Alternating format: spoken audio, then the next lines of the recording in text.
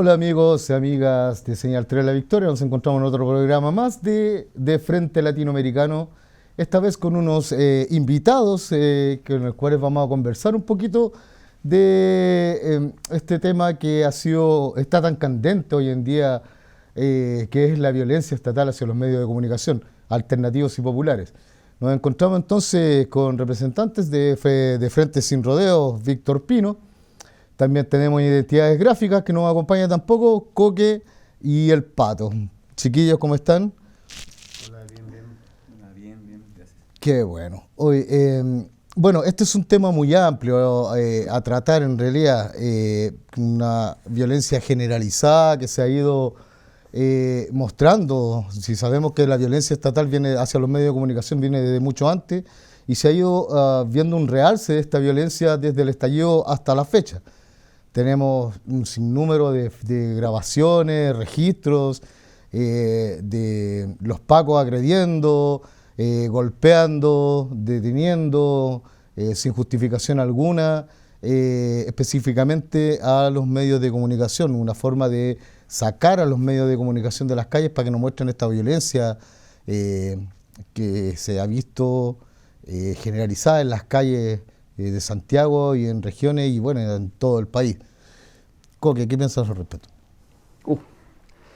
Eh, bueno, la violencia es un tema que hoy día logramos darnos cuenta que es evidente en este tiempo, pero yo creo que este es un tema que no parte necesariamente lo que es la revuelta social. Esto tiene una data mucho más larga. En el caso de nosotros, como colectivo fotográfico, nosotros llevamos igual harto tiempo haciendo registros en la calle, alrededor de 18 años más o menos estamos en la calle. Por las características de nuestro trabajo, nosotros hemos venido registrando ya desde largo rato, haciendo registros en realidad de la realidad social. Eso ha sido como un poco nuestro matiz, digamos, de la fotografía. No necesariamente ligado a un medio como tal, sino que nosotros hemos decidido desde ese tiempo hacer un registro de cada cosa que ha ido ocurriendo en el país durante estos largos años. Y nosotros podemos darnos cuenta en realidad que en este largo proceso que nosotros hemos vivido registrando en la calle, nos hemos enfrentado cientos de veces a situaciones de violencia represiva, principalmente hacia los medios, pero particularmente con los medios populares, o sea, los medios de carácter independiente, sean fotógrafos independientes, prensa popular independiente, ha sido, digamos, uno de los blancos importantes.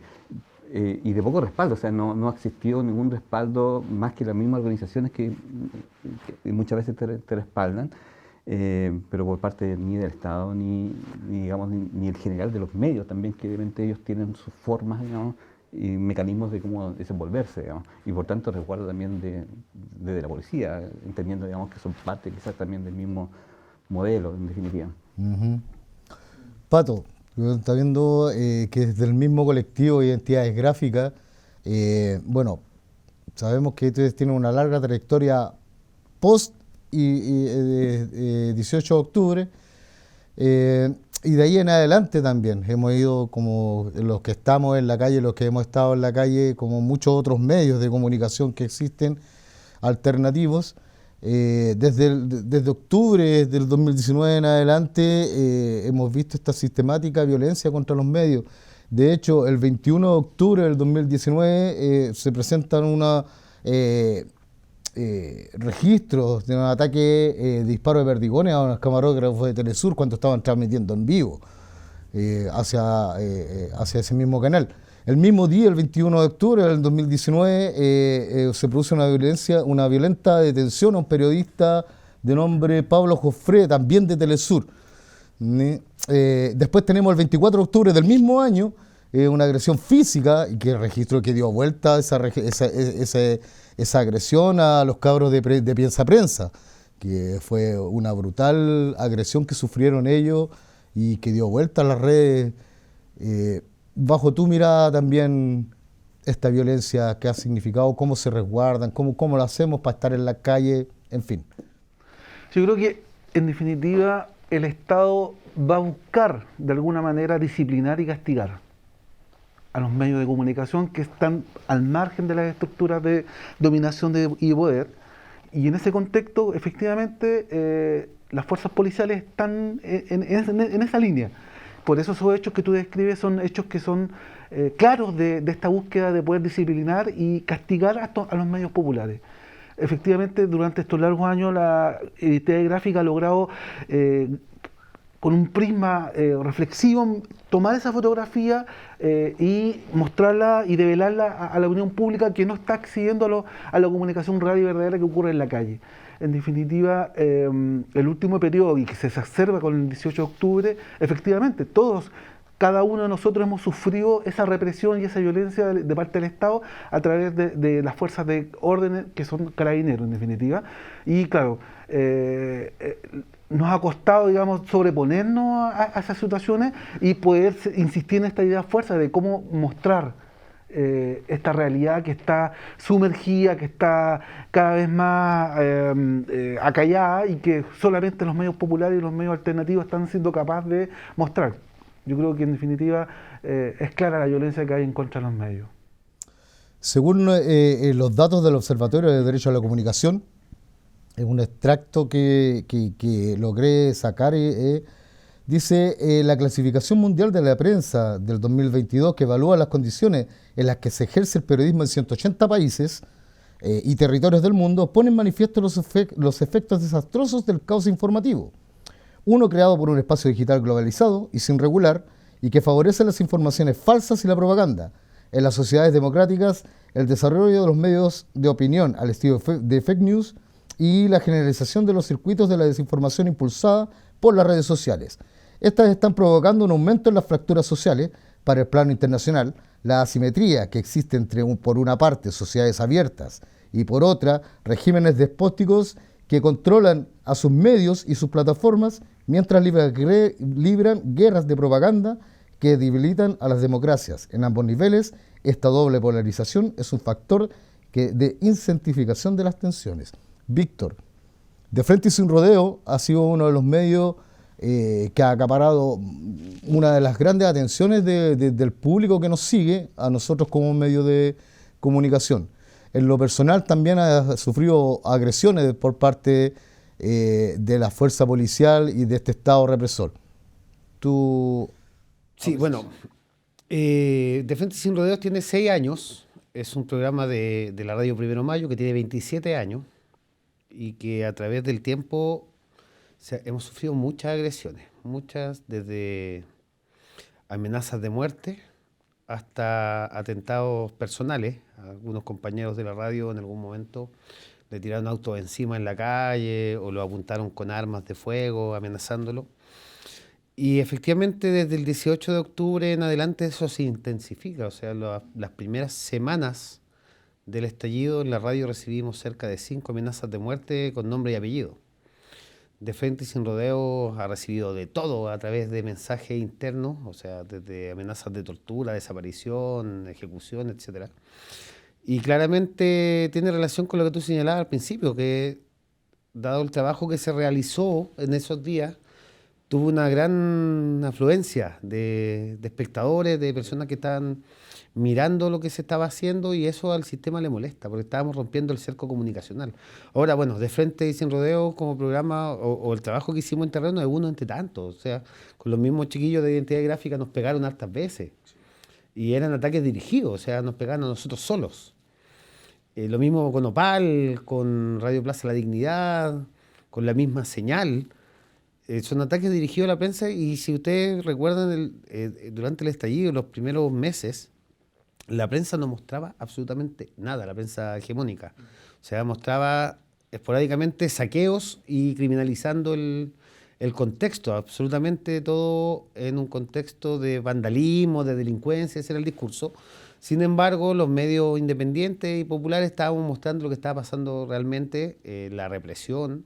Hemos sido testigos en muchos juicios también por violación a los derechos humanos, porque nuestras cámaras lograron captar cómo se estaban desarrollando las manifestaciones, cómo el Estado a través de sus agentes policiales estaban actuando.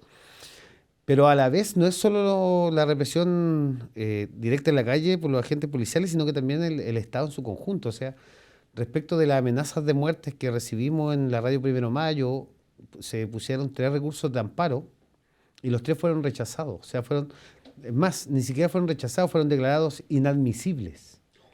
Por tanto, la Corte, el Poder Judicial, también se prestó para el desamparo absoluto de los medios. Eso es el caso de la radio Primero Mayo, Radio Plaza de la Dignidad. También hubo una vez que amenazaron cerca de 4 o 5 de sus miembros.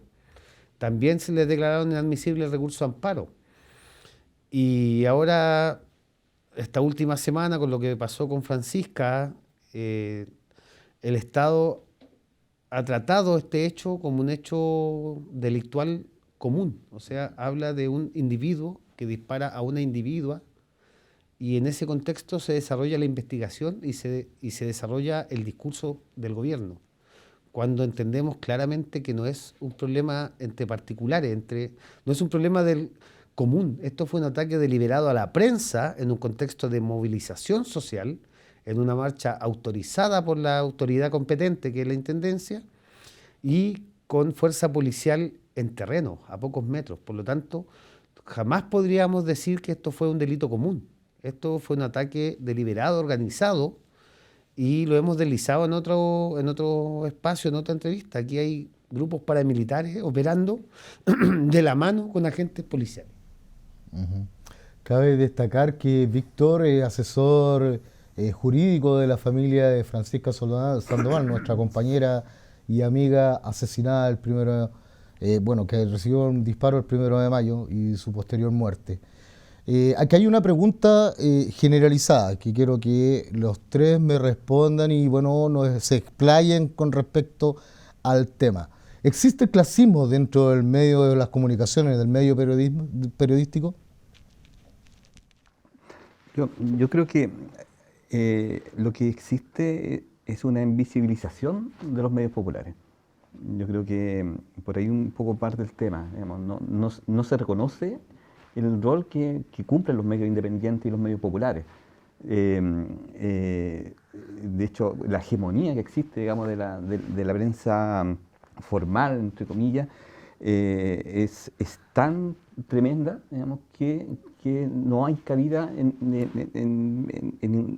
nada de lo que es la prensa independiente.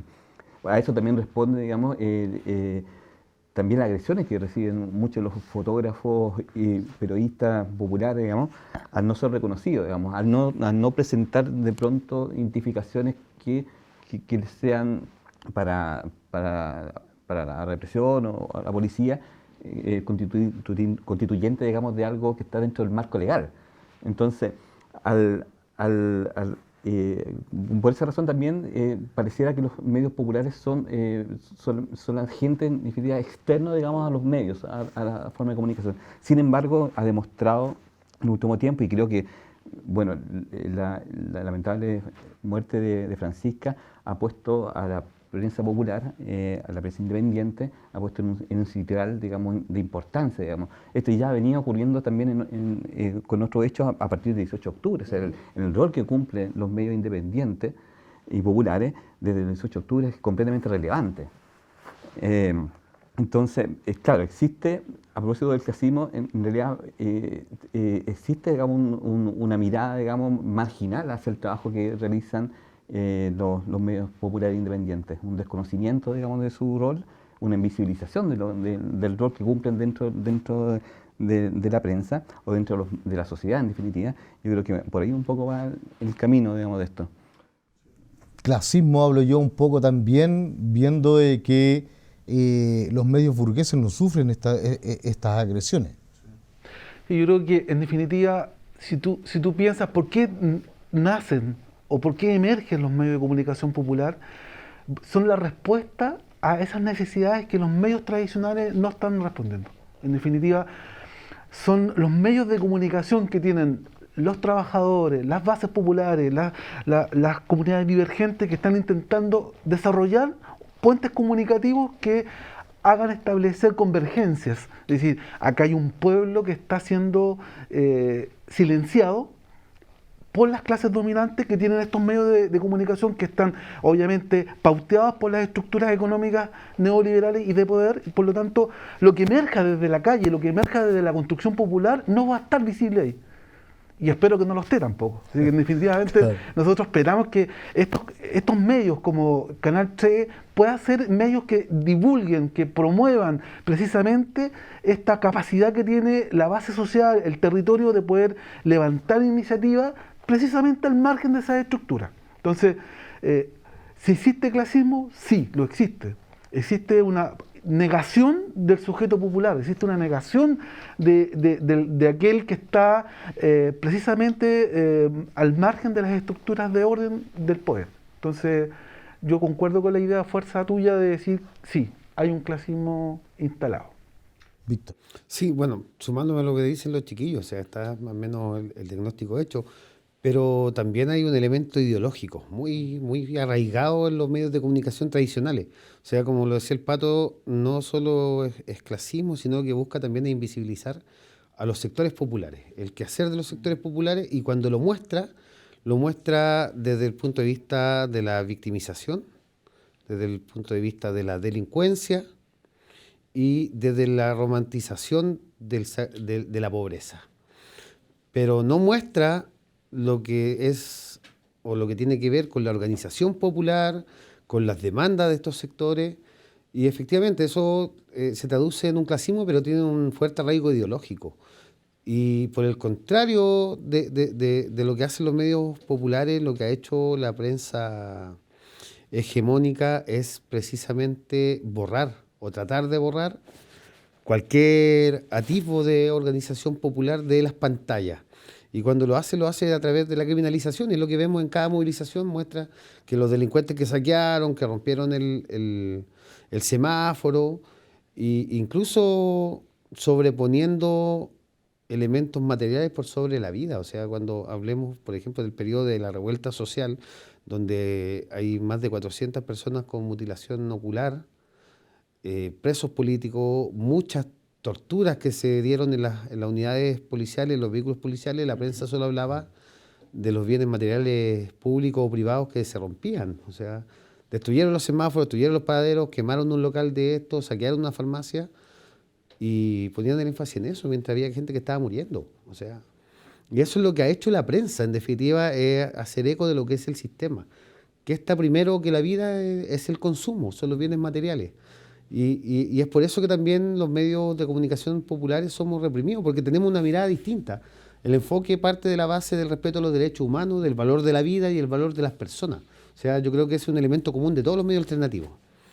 Como base, más allá de las diferencias, la opinión o la visión política, la base es el respeto por la vida, por las personas. Y eso nos ha costado caro. Nos costó la vida a la Francisca, ¿cachai? Nos ha costado palizas, montajes. Y nos va a seguir costando. Y nos van a seguir dando duro. Mira, de hecho, después del hecho del 1 de mayo, varios medios populares han recibido de manera exponencial más amenazas de muerte. Y nos han comentado, compañeros, o sea, como hemos estado difundiendo el tema de la Fran, etcétera, etcétera, recibimos amenazas por correo, por mensajes de texto, y sigue, y suma, y sigue, y no va a parar lamentablemente, mientras no haya un cambio radical en la lógica del sistema. ¿Sí? No lo resolvemos tampoco con recursos de amparo ni denuncia. Un saludo a la bandera. Claro. Es por eso mismo que, de acuerdo a lo que conversamos nosotros, es que no cabemos nosotros dentro de un término periodístico, siendo que también ejercemos el periodismo popular. ¿Por qué no sucede eso? ¿Cuál es el quiebre? ¿Dónde se inicia? ¿Dónde acaba? ¿O esto no va a acabar nunca? Es difícil porque el problema es sistémico. No pasa... Por ahí alguien decía, creo que fue el Colegio de Periodistas, que planteaba que el gobierno o el Estado debe hacerse cargo y responsable de proteger a la prensa alternativa. Ponerla en otro sitial, como decía Coque, a partir de este hecho la prensa alternativa mediáticamente está en otro sitial. Pero en la práctica seguimos la misma, o sea, autogestionado, tenemos que salir a la calle bajo el riesgo de que nos maten o nos hieran de gravedad, o sea, también el 1 de mayo estuvo el caso de la compañera Radio 7 de la AVI, estuvo el caso del compañero de Piensa Prensa, de una brigadista. Y insisto, eso no cambia con una declaración del ministro, del presidente, o incluso un proyecto de ley que diga ya vamos a resguardar a los periodistas, ya. Que eso no nos hace antibala. El problema es mucho más profundo y tiene que ver incluso con, cuando yo decía el paramilitarismo, tiene que ver también con cómo se ha ido organizando el fascismo en Chile. O sea, ya de pasar del romanticismo de la dictadura, hoy día tiene una capacidad operativa y no está atacando solo a la prensa popular, está atacando las tomas de los estudiantes secundarios, están atacando tomas de terreno y están hoy día teniendo una capacidad operativa que es realmente preocupante, y mientras el gobierno se preocupa de perseguir a los estudiantes movilizados porque queman una micro, insisto, vuelven a poner el énfasis en los bienes materiales o porque rompen un semáforo. El paramilitarismo, apoyado por guarimberos venezolanos y paracos colombianos, está tomando fuerza y está siendo realmente peligroso. Por tanto, creo que esto no cambia, no va a ser un cambio fácil. Tiene que pasar mucho en el ámbito político, social y económico en el país para que los medios populares puedan tener una relevancia distinta, pero por sobre todo tener un ambiente de trabajo más seguro.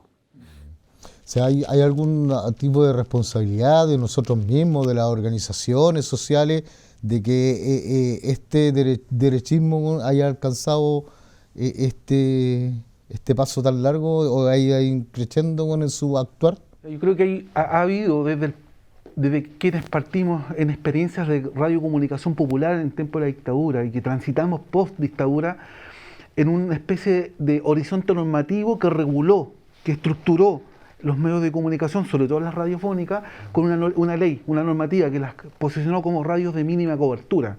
¿Ah? Las instaló en el espacio público con una normativa legal que les hiciera existir. La gran mayoría de esas radios, casi todas, transitan hoy día por estructuras de radios de casi comerciales, pero con una expresión de mínima cobertura. Tienen comerciales, tienen estructuras orgánicas que el Estado financia, pero las reguló y las normó, por lo tanto toda la discursividad popular desapareció. Y se transformaron en microexperiencias de comunicación masiva, como las radios que uno conoce comercial, pero están instaladas al interior de las poblaciones. Y aquellas que no quisieron calzar con esa estructura, son estas las que precisamente han sido perseguidas, que han sido los compañeros y compañeras lamentablemente asesinados, y todo lo que implica ser popular, divergente a las estructuras de poder.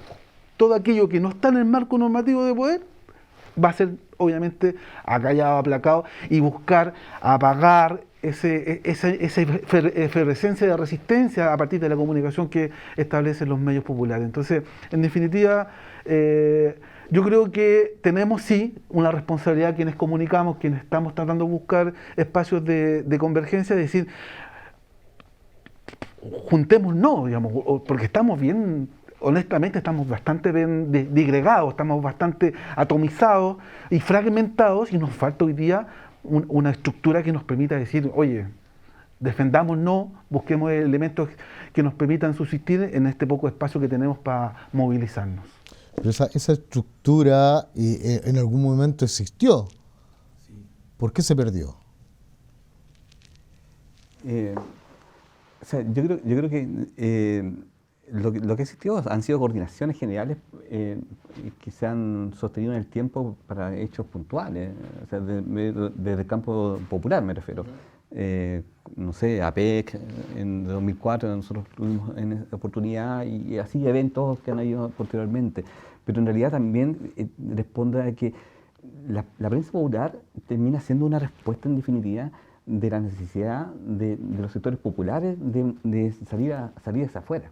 Entonces más bien también responde de una espontaneidad, digamos, territorial, local, y de organizaciones de poder sacar afuera lo que se está realizando, o sea, la movilización de trabajadores, de estudiantes u otros, para poder expresar de una u otra manera y poder dar cuenta de cuáles son los contenidos y cómo ha operado también el Estado en contra, digamos, de las distintas precarizaciones y y acciones que ha tenido el Estado en contra, digamos, del pueblo pobre, en definitiva.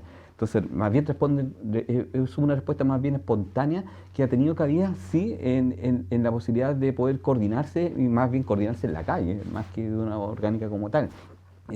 Las experiencias anteriores de radios populares, efectivamente, en un momento fueron importantes, pero efectivamente fueron atomizadas, en definitiva, digamos, dentro de un sistema, digamos, que le impidió tener un desarrollo popular como el que venía existiendo, con excepción de pronto de Radio Primero de Mayo, digamos, que ha tenido una matriz un poco más larga en el tiempo y ha sostenido un poco su línea editorial, pero han habido otras experiencias populares de otros sectores, como Radio Cerro Navia u otras que existieron en su momento, que tuvieron un carácter completamente popular y que terminaron desapareciendo, en definitiva. A eso mismo apuntaba yo, a esta desaparición de algunos medios.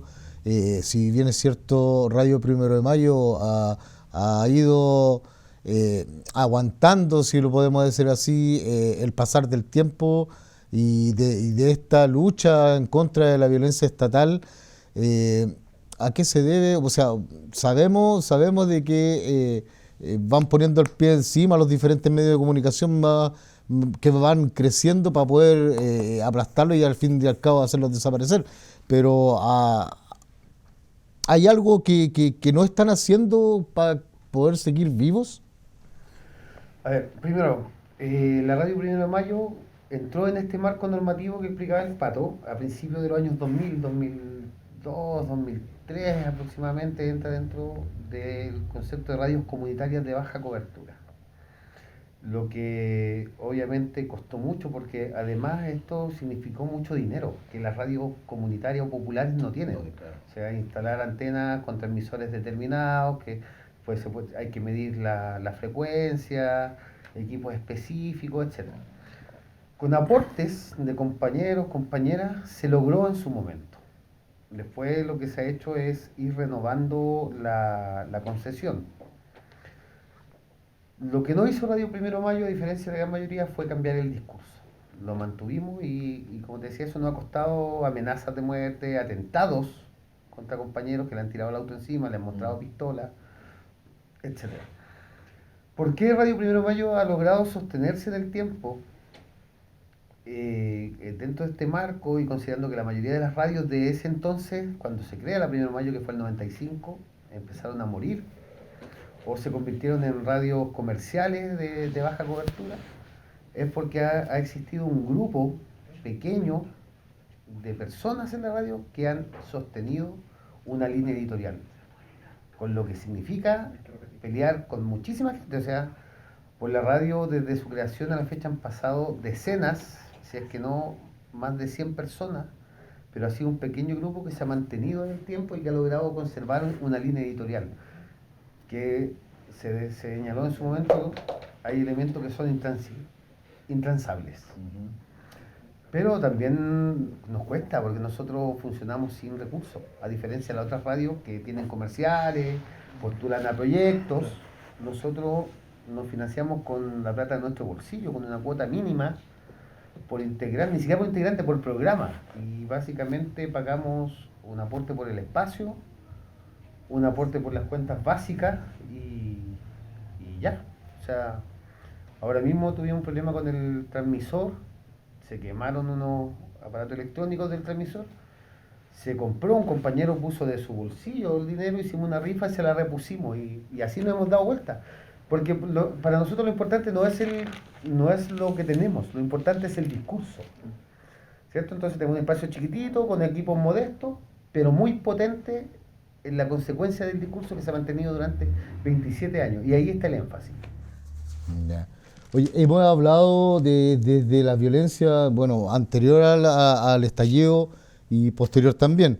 Bueno, pasamos por el año 2019, el año 2020, en diciembre también tenemos registros de agresiones a la prensa.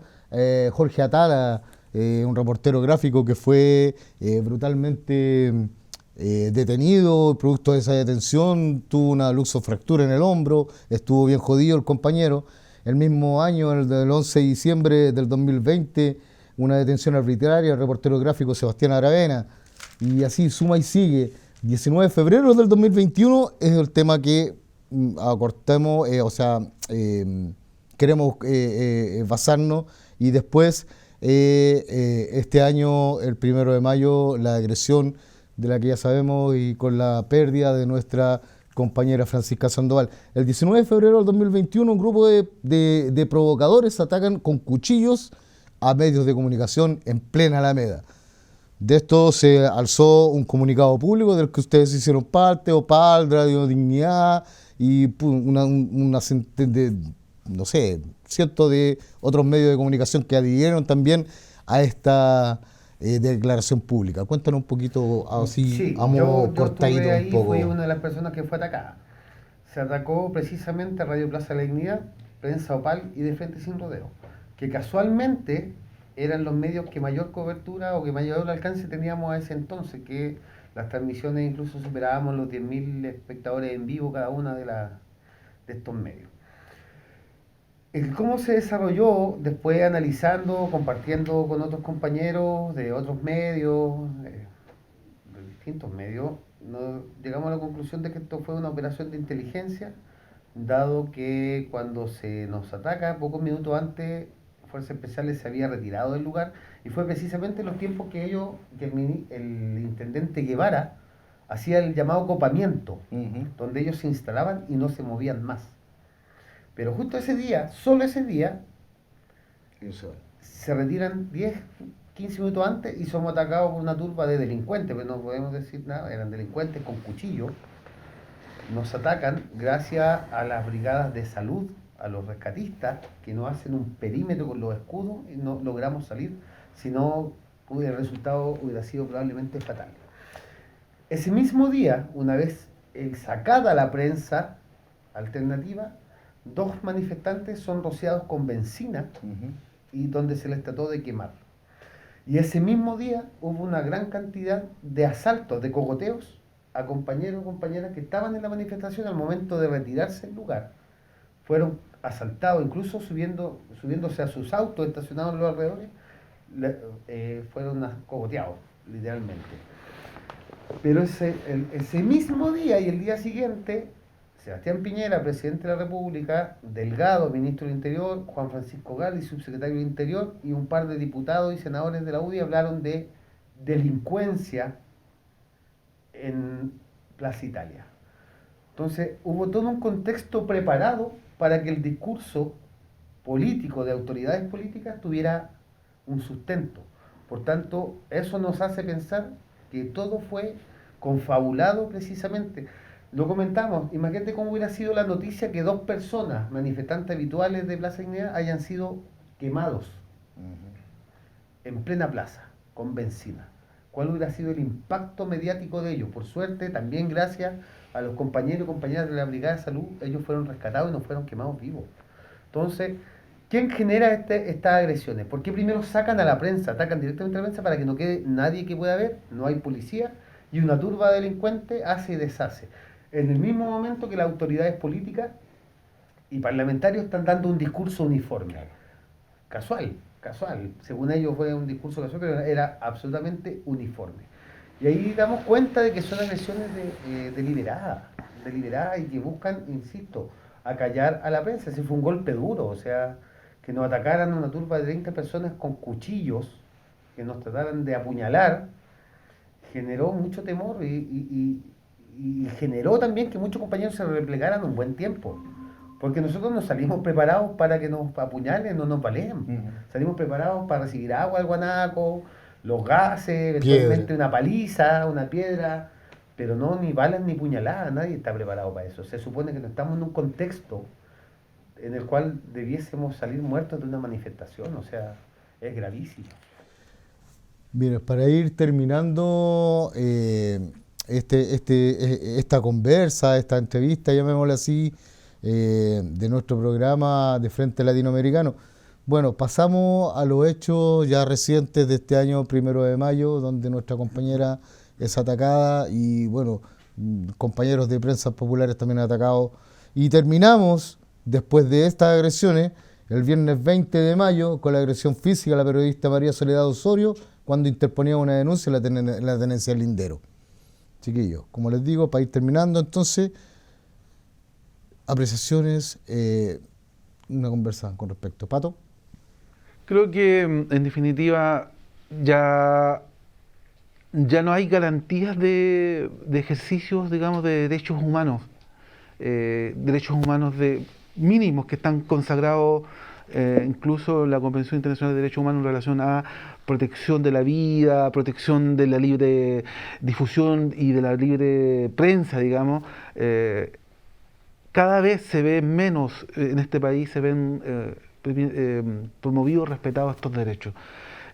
Por lo tanto, hace urgente también que los medios de comunicación popular alternativos generen sus propias redes que les permitan sostenerse, protegerse y cuidarse de estos ataques. Entonces, definitivamente va a mostrar con más claridad que hay que tener más redes, sobre todo de apoyo con los equipos jurídicos que están solidariamente apoyando los procesos, con equipos de salud que están apoyando, y volver a rearticular aquello que alguna vez permitió en tiempo de dictadura resistir y luchar, en definitiva. Entonces, buscar esos espacios. Yo creo que sigo planteando el desafío de la convergencia, buscar espacios de convergencia con la diversidad de pensamiento y creencias que tenemos los medios de comunicación en función de un elemento común que planteó aquí el compañero, el respeto y promoción a los derechos humanos, fundamentalmente.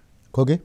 Sí, bueno, yo creo que la prensa independiente, la prensa popular, somos sujetos de agresión porque somos peligrosos también. Sí. O sea, yo creo que vamos a ser un objetivo no solo, digamos, para la represión, sino que también para los intereses de los poderosos. Y eso se expresa, digamos, como lo decía Víctor, a través de un periodo. Lo mismo ocurrió el 1 de mayo, o sea, acá hay una actuación, digamos, de matonaje, de un peresco, de narcos, digamos, que están a disposición también para poder romper con quienes hoy día se movilizan, con quienes hoy día informan, en definitiva. Entonces, creemos que la prensa independiente popular tiene un rol relevante, pero somos sujetos, digamos, que estamos expuestos también a esto. Ahora estamos conscientes de ello, o sea, eso no nos atemoriza, digamos. Quienes llevamos quizás años en la calle entendemos, digamos, que es parte, digamos, del rol que debemos cumplir, digamos. Sin embargo, creemos y relevamos completamente la labor que tiene la prensa popular. Creemos que es el espacio en el cual se pueden expresar hoy día las necesidades del pueblo, las movilizaciones, la realidad, cómo se está viviendo tal cual, y es en definitiva lo que no informa la prensa hegemónica. Por tanto, el rol es relevante, importante, y quienes estamos en esto lo tenemos claro, pero también entendemos que la realidad da cuenta, digamos, de que es necesario, digamos, la protección y la reorganización también de estos medios, o la coordinación o la convergencia, como decía Pato, digamos. Por último, Víctor. Sí, bueno, respecto al 1 de mayo, simplemente decir un hecho absolutamente lamentable, absolutamente repudiable. Y me sumo a los chiquillos, es importante la convergencia, al menos empezar a conversar, al menos partir por un protocolo de cómo cuidarnos entre nosotros. El Estado de Chile viola los derechos humanos, no respeta el derecho a la vida, a la integridad física, no respeta el derecho a informar, ni respeta el derecho a informarse, porque la censura que se sufre a través del ataque a los medios de prensa alternativos también es una violación a los derechos humanos de toda la comunidad, de todo el país, que los obliga a informarse solo de una visión hegemónica. Eso es censura. Atacar a la prensa es censura. Eso, simplemente llamado a la convergencia. Es importante conversar, es importante proyectar en este nuevo escenario donde se suma también el lumpen y el paramilitarismo a atacar las movilizaciones. Bien, damos entonces terminada esta entrevista agradeciendo la participación del colectivo Identidades Gráficas y también de